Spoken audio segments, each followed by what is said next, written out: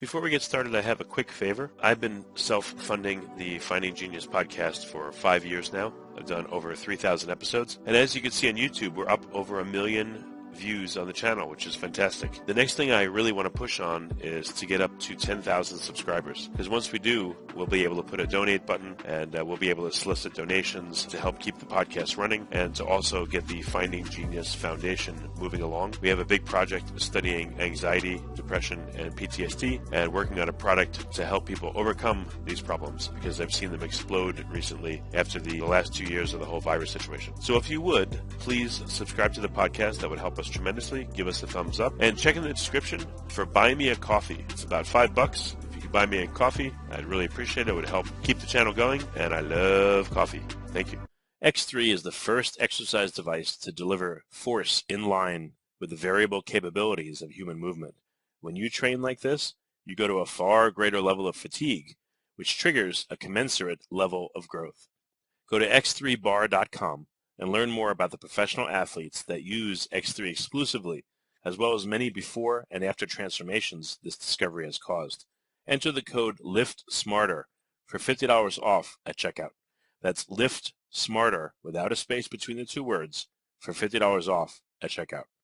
Forget frequently asked questions, common sense, common knowledge, or Google. How about advice from a real genius? 95% of people in any profession are good enough to be qualified and licensed. 5% go above and beyond. They become very good at what they do, but only 0.1% are real geniuses. Richard Jacobs has made it his life's mission to find them for you. He hunts down and interviews geniuses in every field: sleep science, cancer, stem cells, ketogenic diets, and more. Here come the geniuses. This is the Finding Genius Podcast with Richard Jacobs.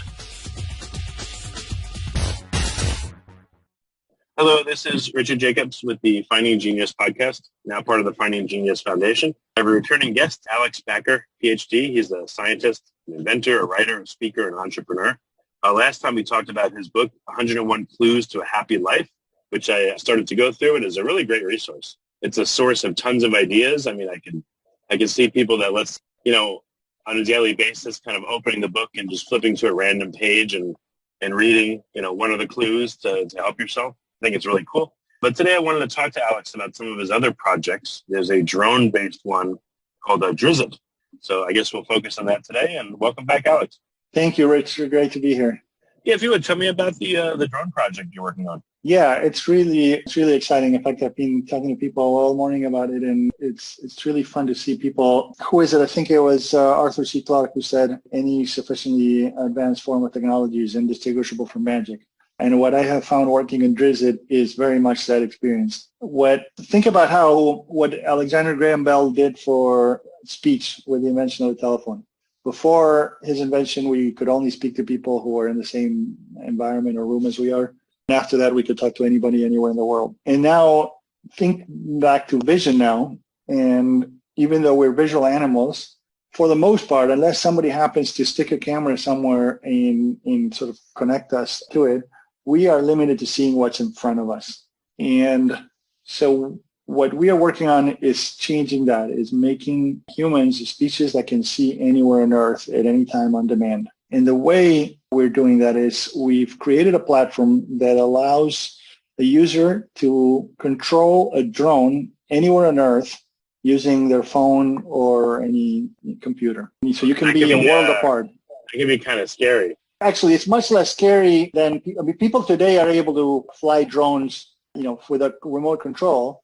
When you have a platform like ours, it's actually much easier to control it, to ground a drone that shouldn't be there. But if you just think about it from the perspective, there are so many applications, right? So, for example, utility companies that have to inspect their infrastructure every year to prevent wildfires from faulty equipment. Today, they send people to inspect each of those manually, or they fly, helicopters or airplanes that are tremendously expensive. And to be able to fly a drone from headquarters, from office, to go see any of that equipment anywhere is a game changer in the amount of time it saves, amount of money it saves, in the frequency of inspection that it provides and the accidents it prevents. For search and rescue, being able to, get there faster and sooner than any human can get there. for agriculture, monitoring of crops and farming, monitoring of cattle. I mean, the application, construction monitoring, security, insurance inspections, virtual tourism, the applications are virtually endless. It's like if you were to ask people what industries, will be touched by the telephone, when the telephone was invented, and people started to, count, and, soon enough you realize it's every industry. Everybody can use the power of talking to somebody that's not there. And everybody can use the power to see somewhere that's not there. And so the applications are countless. And so we've been starting to show this technology, and people are blown away that they can be half a world away and flying, this drone in real time, really good resolution, really good responsiveness. And it's like the first time somebody flew one close to my home, they ran into a bear and started chasing the bear, which was super exciting. We ran into this airplane that was hidden in between two buildings. Just the kind of things you see from the air are incredible. It's a really interesting, birds have a very interesting point of view. So that's what Drisit is. And so on the one hand, it enables you to control a drone from anywhere. On the other hand, it allows you to stream that footage in real time to any number of people. And then it allows you to create missions that are pre-programmed to go in a particular trajectory. And the user can pause the drone at any time, resume it, can control the camera angle to look left, look right, zoom in, zoom out. So that's all. And then you can also create geofences really easily to restrict the flight of a drone to a particular area or above a particular height to make sure that it doesn't crash into anything.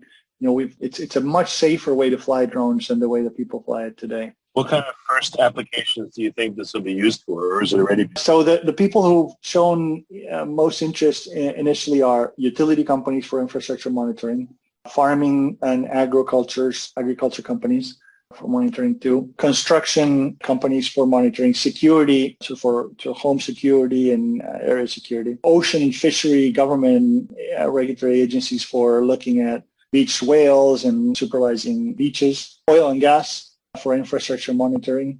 And those are and then drone photography more generally. So those are some of the initial use cases that we're seeing. But I think education will be a big one too soon enough. Like, think about learning about ancient Egypt, not by reading about it dryly in the books, but by drisiting in between the pyramids. And it took me to be a grown man to visit ancient Egypt. It's an incredible place. It's just really amazing. And to give people the opportunity to see that from around the world. For any attraction, any tourist destination, what Drisit does is it allows them to reach a global audience rather than a local one. Think of a place like Stonehenge, for example, right? It's a world-class attraction and everybody knows about it and everybody should see. It's an amazing piece of engineering. But, Asterisk and Obelisk's cousins who built it, they didn't have a foresight to think about putting it close to, well-populated airport, right? So it's in the middle of nowhere in southwest England. And so it just doesn't get its fair share of visitors. And so think about the ability to let anybody in the world experience it on the best days to experience it, right? On the day that the sun lines up right in the best place and you see, it's a game changer for that too, particularly in times of pandemics where this allows people to do it safely from home and from anywhere. So what's new and different about your method of control of these drones versus other platforms? Like, how are people able to control them anywhere in the world? There is no platform like Drisit today, right? So most drones today are being flown with remote control from people locally right there. And there's certainly nothing there that allows you to put out your drone on a platform like Drisit and allow anybody in the world to pay you to fly your drone. And so that's what Drisit does. Okay. Are there certain drones that would qualify for your platform and certain ones that won't? Like, do you need a higher-end drone in order to have full functional capability, or just, the drone's abilities are the limiting factor, not the communication platform? Correct. So you don't need a high-end drone. So we to fly 80% of the drones in the market, DJI drones, for example, but we can easily add any drone model, and we will, we plan to support most drones. But already today, we support about 80% of the drones in the market, and that includes some pretty inexpensive drones, right? The drones that go for $300-$800 a drone, and so it's really accessible and affordable. Okay. So how far along is this project? Again, are there... It is active. I was just drisiting today. There was somebody drisiting today, from Argentina. There was somebody drisiting today from the U.S. Yeah, it's fully active. It's really exciting. When you exercise with greater force, you trigger greater gains. Shown in 16 out of 16 studies, variable resistance grows muscle faster than weights alone. Go to x3bar.com and learn more about the professional athletes that use X3 exclusively, as well as many before and after transformations this discovery has caused. Enter the code LIFTSMARTER for $50 off at checkout. That's LIFTSMARTER without a space between the two words for $50 off at checkout. Thank you. What about swarms of drones, though? What are like valid versus non-valid use cases? And, what if this platform gets hacked and a drone that's apparently supposedly controlled by somebody then gets co-opted by someone else, either overtly or kind of, discreetly in a way? Maybe they're just altering what you're doing with the drone slightly, or they're tapping into the footage, or, how important is security for this platform? Yeah, so security is very important and something Tigger is usually working very much on. But there's a number of things that make a platform like Drisit a more secure way to go than the way that drones are being flown today. First of all, the fact that we have a platform that can control the drone means that if any drone needs to be grounded at any time, we can instantly ground it, which is not something you can say for 99% of the drones that are out there today being flown by some anonymous person with a remote control in some anonymous place. So that's the first thing that makes it safer. The second one is that we can create geofences to allow the drones to only fly within particular areas. And so any drone can be associated by the drone owner with a geofence that can be easily created with one of our graphical user interfaces, so that it can only fly in a particular polygon, only above a particular height, and so that makes it safer too. And so, yeah, essentially it's a much safer way to fly than without having those kinds of controls. Okay. Again, what use cases would there be for drone swarms where you would control 1, 2, 3, 4, 5, 10, 100, drones at once? And is that doable through your platform? Yeah, so today we're focused on control of drones one by one. So we can control any number of drones in parallel, but we are not doing anything today specifically around swarms of drones. So it's individual control of each drone. In the future, there may be specific applications for that, but our terms of service only allow the use of drones for peaceful purposes and no harming of others. So we would not allow any drone to be operated by the network that has any harmful capabilities. Okay. Where is this headed, project? Like, what do you see, the next version 1.2 or 2.2 or whatever it may be? What features are coming online, you think, soon? So one of the exciting things that we've recently added is the ability to zoom on any drone, and also to let that zoom be controlled by each client, so that different people watching the same drone footage can zoom in on different things. So that's one exciting thing that's already there. I think one of the things that is coming is the ability, is a ubiquitous network of drones, just like an ubiquitous network of telephones, where you can take off a drone, almost anywhere in the world and be able to see there. So that's part of the vision. Other piece that's coming is machine learning and vision and AI on top of the footage, so that you can not only see somewhere, but also process it there to have intelligence of it, cows, and look for defects, infrastructure, etc. So I think that what's coming really is drones as a service, where you can really engage a drone to go perform a task for you. So you don't need to be an expert in anything about drones. You are just asking for a specific sort of action to happen. What's coming is peer-to-peer transportation, right? I need to bring a cake to my grandmother or something, and I don't want to brave traffic for it. How much more sustainable is it to carry it with a drone? That's coming. Do you see any need for drones working in collaboration, or is it more headed towards, a drone wants to have everything on board for it to do its particular activities, like a single drone? I think for many applications, you won't need, a single drone will be sufficient. Just like for, many activities, a smartphone is enough, or a single vehicle is enough. I think that there will be applications where there will be relays, right? One drone brings it from A to B, and another drone takes over and brings something from B to C, and so on. I think that there will be a network of charging stations that will spring up. And so that will be sort of vital infrastructure. I think there's an opportunity to create those the same way that the EV charging network has emerged. But I think it's incredibly exciting. And from a sustainability point of view, there is so much, good to the environment that can happen from preventing unnecessary trips and unnecessary truck trips, right? Where you're just taking the one thing that needs to go from A to B directly from A to B, instead of in this sort of long merry-go-round travel that eventually ends up at your place. And of course, it makes things way more efficient too. Before we get started, I have a quick favor. I've been self-funding the Finding Genius podcast for 5 years now. I've done over 3,000 episodes. And as you can see on YouTube, we're up over 1 million views on the channel, which is fantastic. The next thing I really want to push on is to get up to 10,000 subscribers, because once we do, we'll be able to put a donate button, and we'll be able to solicit donations to help keep the podcast running and to also get the Finding Genius Foundation moving along. We have a big project studying anxiety, depression, and PTSD, and working on a product to help people overcome these problems because I've seen them explode recently after the last 2 years of the whole virus situation. So if you would, please subscribe to the podcast. That would help us tremendously. Give us a thumbs up. And check in the description for Buy Me a Coffee. It's about $5. If you could buy me a coffee, I'd really appreciate it. It would help keep the channel going, and I love coffee. Thank you. Yeah, I'm picturing a charging station where there's another drone sitting there charged. The first one comes in, drops its load. The second one pops off the charger, picks it up, and off it goes. The first one now sits in the charger. Now its role changes. It acts as the backup for another drone that would come in later.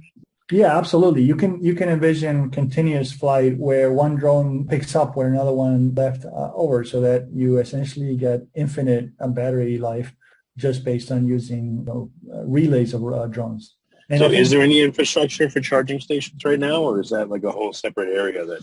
Yeah, there is. There's a very exciting what we call drone nests that allows you to charge the drone automatically and take it off remotely using our software from anywhere without any human needing to intervene at all, right? So you open up the drone stations so that the drone comes out, just like a CD player would open up to take out a CD. Then the drone flies off, controlled by you, and it comes back to exactly the same place. The landing is extremely precise, and then once it lands, it closes the tray and charges, swaps batteries so that you're ready to take off again. Very cool. What are some advances in drone technology that will fit, dovetail nicely with your system? What's new that's coming that you being an insider now, are seeing in the drone world?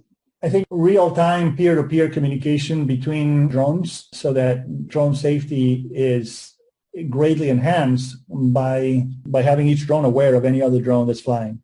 And so, today drones are already extremely safe because they use machine vision to prevent collision. But we can go beyond vision by actually beaming location to every other drone in the vicinity to make sure that you wisely use the 3D space of sky to prevent collisions. And that will be way safer than manned flight is today. Yeah, it seems like drones are just, miniature versions of helicopters and airplanes and, any other aircraft. I guess their interaction and maybe their regulation and their activity will mirror, larger vehicles, but then they'll have advantages because they're small. And I guess, multiple ones can be used in certain situations that, I guess they'll just expand the capability of various aircraft. I mean, do you see drones being paired with, more macro type aircraft, helicopters, airplanes, et cetera? I know in the military, they seem to be doing this with tanks and other types of, large armaments, but do you see that with commercial applications where drones are piggyback onto, larger vehicles, larger aircraft? I think they can, but I think more often than that, they will just replace the larger aircraft. I mean, drones are so many orders of magnitude cheaper than a helicopter or a plane that there's really no reason to bring the helicopter or aircraft along. Okay. And why do you call it Drisit? What does that mean? Drisit is a word we invented we coined to mean drone visit. As in, have you ever been to Greenland? No, but I Drisited there last week. Oh, I see what you mean. Or the drone visits you, it Drisits you. I see. Yeah, either way. I'm tremendously excited about the virtual travel applications. You ask people what their favorite things to do in life are, and I have seldom met people who don't list travel among their top 3 or 5 favorite things. And then you ask them, well, how often do you do those favorite things? And then they say, well, I spend time with my kids every day, and I spend time with my partner most every day, and I travel, once or twice a year. And then you're like, whoa, like there's this huge imbalance between sort of the demand for travel and the supply of how often people get to do it. And the reason is that it's hugely expensive in time and money. And so Drisit has a potential to change all of that. You could literally say, let's go for a quick trip around the globe, on a Friday evening instead of watching yet another, series of, some Netflix series.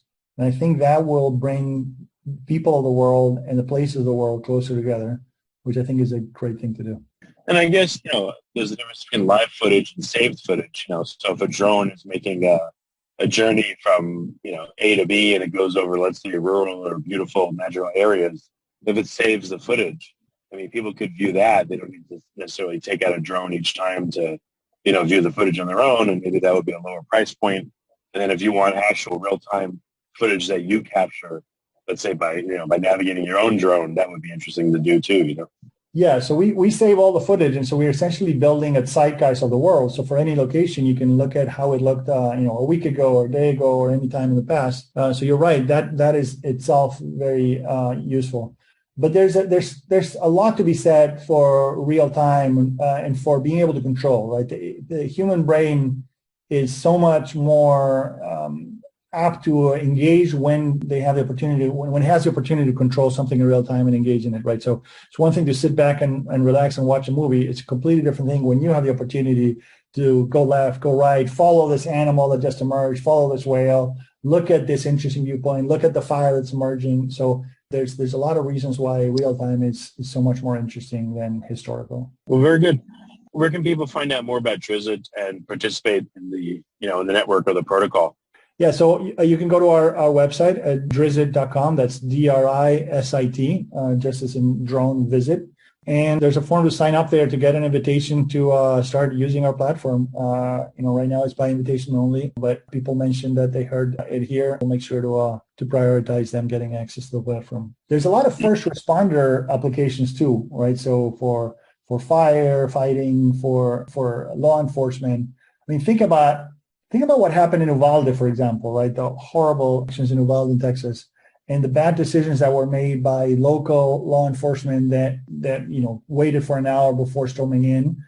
How much of a better decision could have been made had more trained, experienced leadership that were offsite being able to have all of the information that the people on the ground had, right? So imagine if every police car brought a drone connected to the Drisit platform with it, and people were able to not only see around corners, but also sort of broadcast it to leadership at headquarters so that decisions could be made in a more informed way with more experienced people on board. That's a game changer too. Yeah, definitely action of, again, police, firefighters, et cetera. Yeah, that makes sense. Yeah. Well, very good. Alex, thanks so much for coming back on the podcast, and it's a really cool project. When do you think that this is going to be widespread in commercial use? I think it's going to happen sooner than you think, and I think that it may start in some more remote regions of the world, that are faster with the regulations. But I think soon enough, it's such a powerful technology that the whole world will want to benefit from it. Very good. Well, Alex, again, thanks for coming back on the podcast. I really appreciate it. Thanks for having me, Richard. It's a pleasure. Remember, before you go, X3 is the device that will give you the body you want, one that your partner and your kids will admire you like you're a superhero. Go to x3bar.com and learn more about the professional athletes that use X3 exclusively, as well as many before and after transformations this discovery has caused. Enter the code LIFTSMARTER for $50 off at checkout. That's LIFTSMARTER without a space between the two words for $50 off at checkout. Thank you. You've been listening to the Finding Genius podcast with Richard Jacobs. If you like what you hear, be sure to review and subscribe to the Finding Genius podcast on iTunes or wherever you listen to podcasts. And want to be smarter than everybody else? Become a premium member at findinggeniuspodcast.com. This podcast is for information only. No advice of any kind is being given. Any action you take or don't take as a result of listening is your sole responsibility. Consult professionals when advice is needed.